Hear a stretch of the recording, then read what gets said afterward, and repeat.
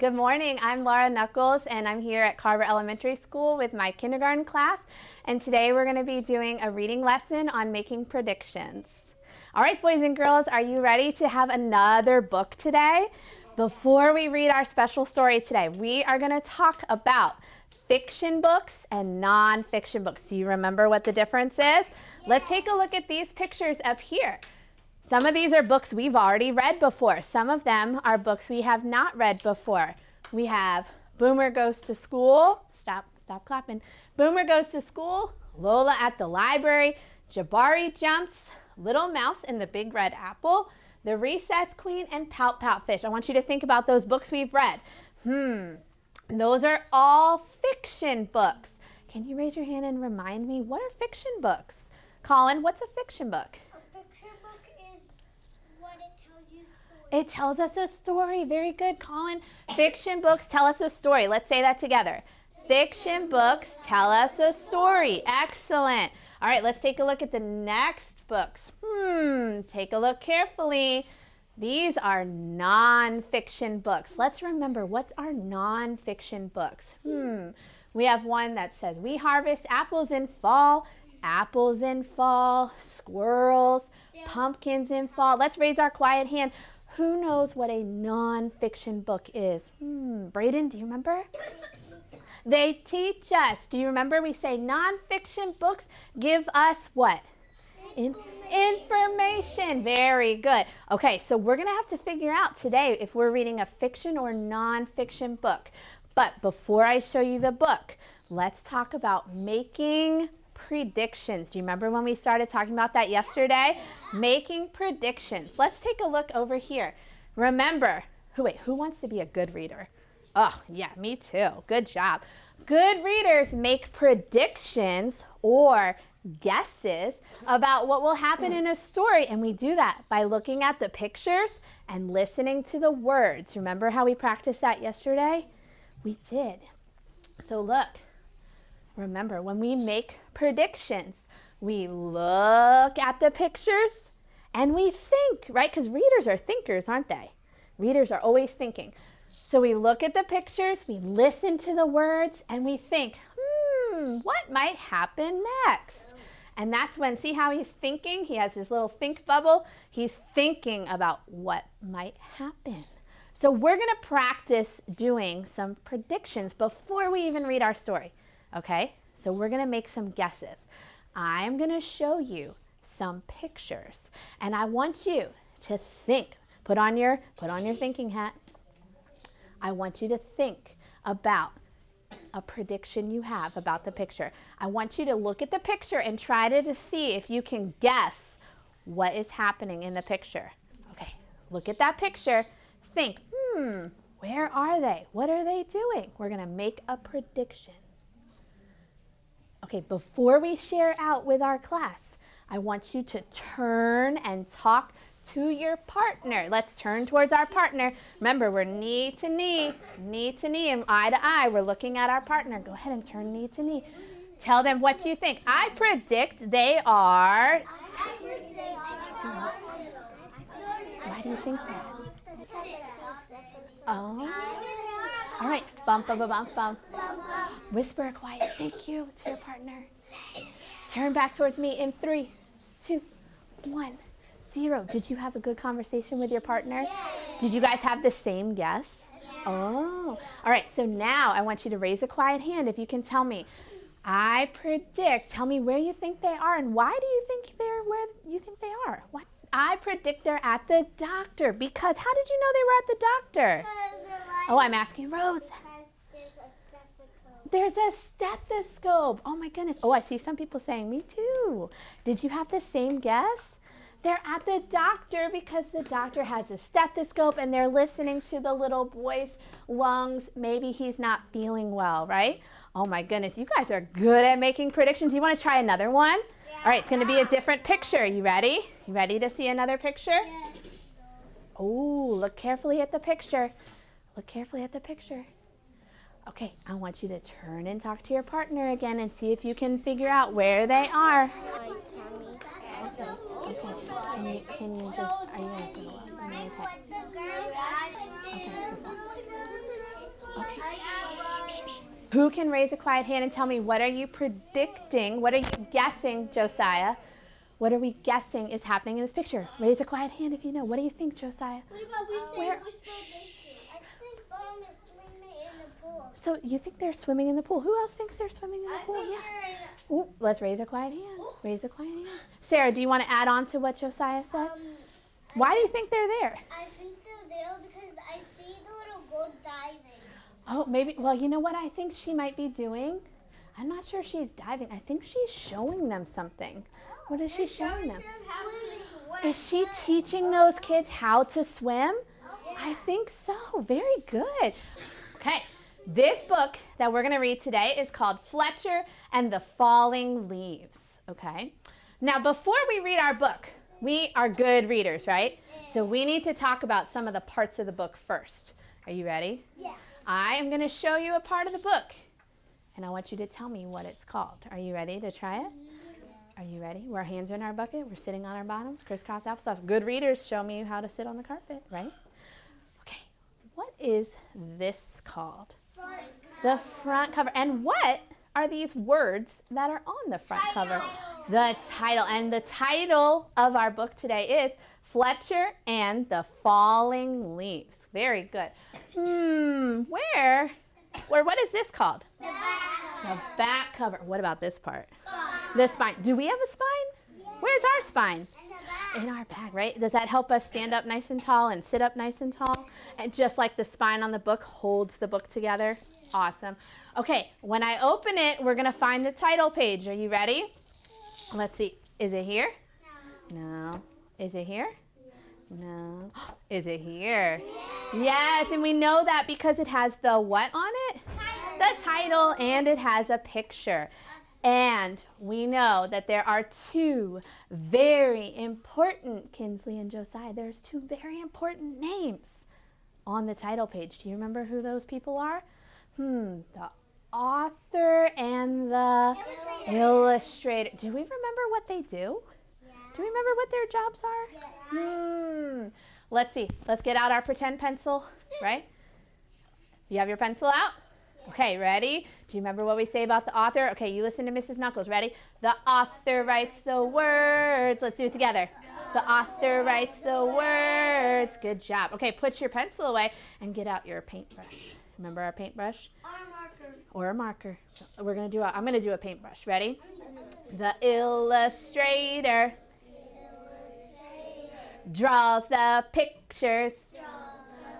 Oh, good job. Okay, let's see who they are. Ready?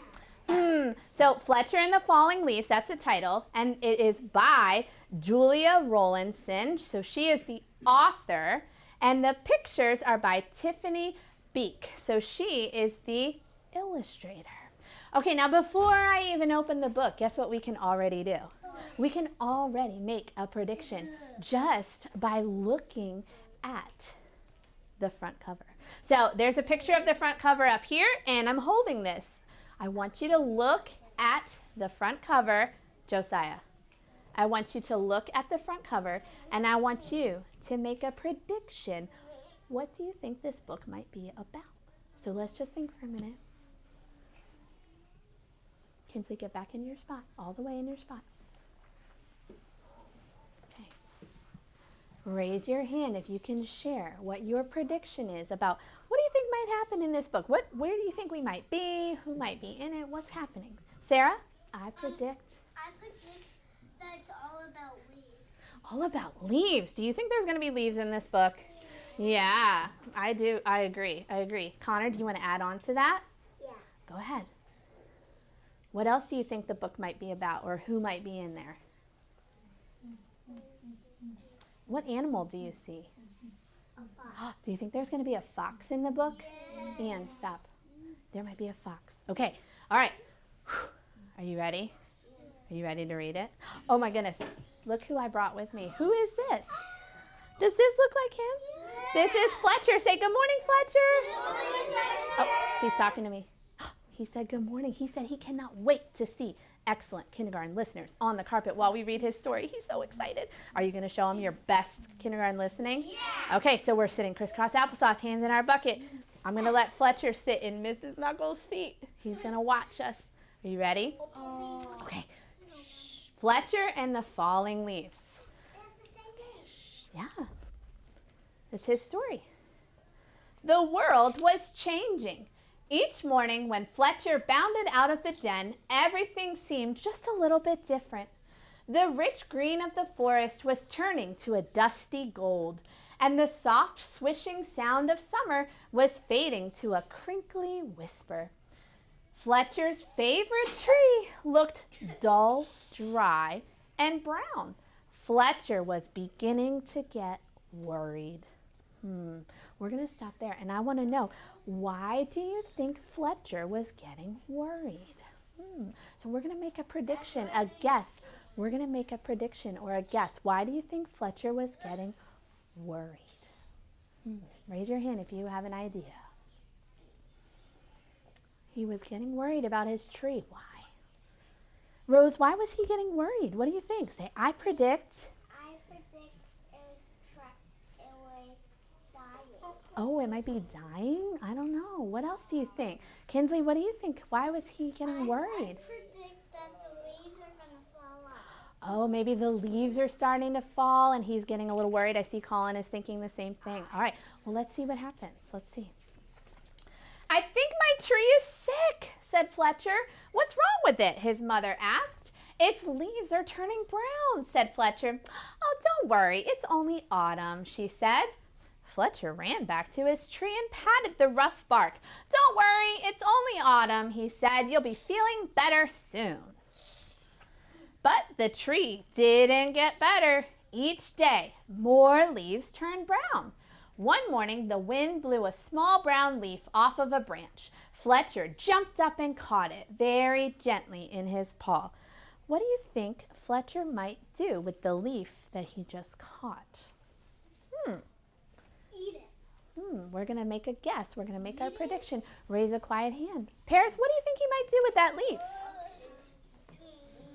Nice and loud so we can all hear you. I predict that he's going to put it back on the tree. Paris predicts that he's going to try to put it back on the tree. I see a lot of people thinking the same thing. All right, let's find out if he does that. Let's see what he does. We're going to do another one. Wait. Don't worry, tree. I've got your leaf. I'll fix you. Fletcher looked around, picked a piece of grass, and carefully tied the leaf to a branch. He tried to put it back on a little bit, right? Is that going to work? No. I don't know. Just then, another gust of wind ruffled Fletcher's fur. The little leaf shook itself free and fluttered back to the ground. Fletcher picked it up again and thought very hard.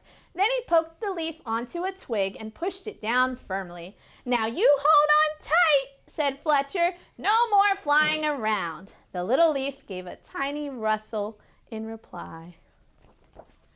The next day, a strong wind was blowing through the forest. Fletcher rushed out of the den and ran all the way to his tree. Lots of branches were bare and little lost leaves spun everywhere. Don't worry, tree, I'll catch them for you, I promise. Round and round and round whirled Fletcher after the swirling leaves. Is he trying to catch them all? Yeah. It looks like it. Leaves, wonderful, just what I need for my nest, said a squirrel. But these belong to the tree, said Fletcher. Don't take them away. The tree doesn't need them anymore, said the squirrel, bounding off. Help, help, the wind and the squirrel are stealing our leaves, cried Fletcher. Leaves, terrific, just what I need to keep warm, said a porcupine, rolling around. But these belong to the tree, said Fletcher, plucking leaves from the porcupine's needles. Not anymore, snuffled the porcupine, and away he rolled. Help, help! The wind, the squirrel, and the porcupine are stealing our leaves, cried Fletcher. What do you think Fletcher's going to do now? Do it. What do you think Fletcher's going to do now? Let's think. Braxton, what is your thought? I predict what? What is he going to do now? Maybe try to steal it. Steal the leaves? Try to put it back on. He's going to try and take all the leaves from the other animals and put them all back on the tree? Maybe. See people thinking the same thing? Yeah? Ian, what do you think he's going to do? I think he's going to attack so you don't want any animals stealing. Oh, so he's going to try and protect the tree and not let any more leaves get stolen from the animals? Maybe. Ooh, I see people agreeing with you too. Awesome. All right. Suddenly, a flock of friendly birds swooped down from the sky. They picked up the leaves in their beaks and poked them onto the tree's branches. Soon, the tree was leafy again, and Fletcher flopped down and smiled. "Thank you, birds, thank you," he gasped as the birds fluttered away. He lay looking up through the leaves at the sky and drifted off to sleep. Bless you. But the wind continued to blow, and the branches still danced. The leaves shivered and shook themselves and began to wriggle free. They tossed and turned and twitched and twirled and tumbled to the ground. They brushed Fletcher's ears and nose and filled his dreams with a whispering sound. When Fletcher finally woke up, he couldn't believe his eyes. Instead of a roof of dancing leaves, all he could see were bare branches against the sky. "Oh, tree, I'm so sorry," gulped Fletcher. "All your leaves are gone." But then he saw, high in the branches, one small leaf still holding on. "I won't let the wind steal that one," said Fletcher, and he began to climb. He crawled along to the last leaf and held it firmly onto its branch. All day long, the wind blew and the branch bounced, and Fletcher held on tight. Show me holding on tight. Hold on to that leaf tight. Hold on, hold on. "I'll stay with you, leaf," he said. "Don't worry." Is it going to work? Look at this. Look at this. Look, look. But then, with a sudden whoosh of wind, the branch bounced high. With a plip, the leaf let go and fluttered like a little flag clutched in Fletcher's paw. Oh, it didn't stay on the tree, did it? But we know that's supposed to happen, isn't it? Fletcher looked sadly at the leaf he had promised to save. He carried it carefully down the tree and back to the den. He made a cozy little bed for it and gently tucked it in. But all night long he could only think of his tree all on its own. At dawn, Fletcher tiptoed outside. The wind had finally stopped blowing, and the air was cold. The moon still hung in the clear sky, and pale stars glimmered. As he came to his favorite tree, Fletcher saw a magical sight. What do you think Fletcher sees? Think about it. Quietly tell your partner, what do you think the magical sight is? Tell him quietly. Okay, go ahead. Tell him.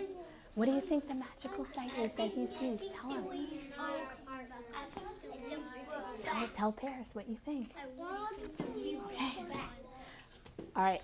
Raise a quiet hand if you can tell me. What do you think Fletcher saw that he said was a magical sight?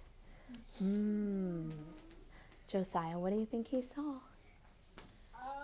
He saw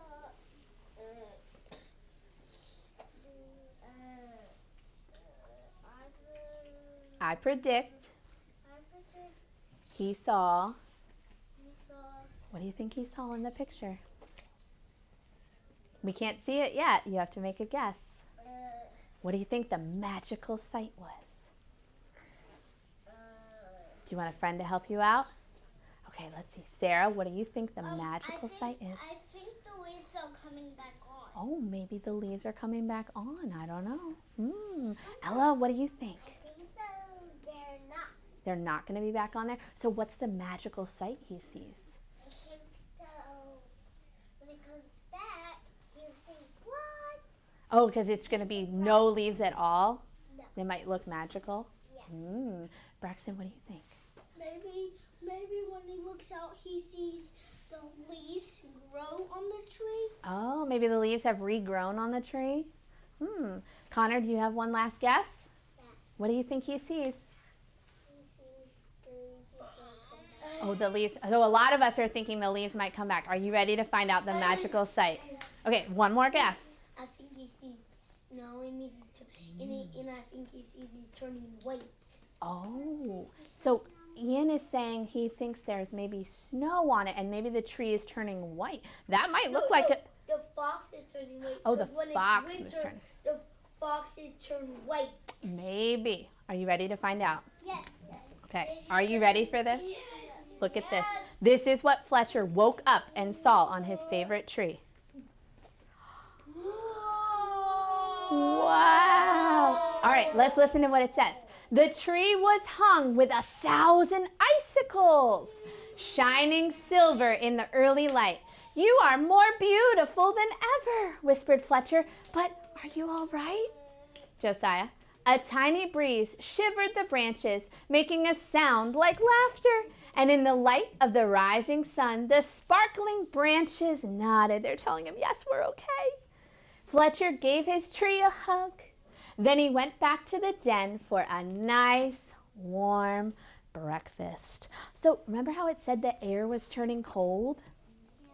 Well, after autumn or fall, it becomes winter. Yeah. And look what happened. Is that what the tree is supposed to do? Yeah. Yes. Fletcher didn't understand that at first, but all the leaves have to fall off because that's what happens in fall. And in the winter, it becomes a beautiful icicle site, right? And that's the end of Fletcher's story. You guys did a really great job today making predictions or guesses about what was going to happen in the story. Great job. Give yourself a pat on the back. Say, I am awesome. Good job. Thank you for joining us today. I hope you enjoyed our lesson and our book on making predictions. Go Cougars!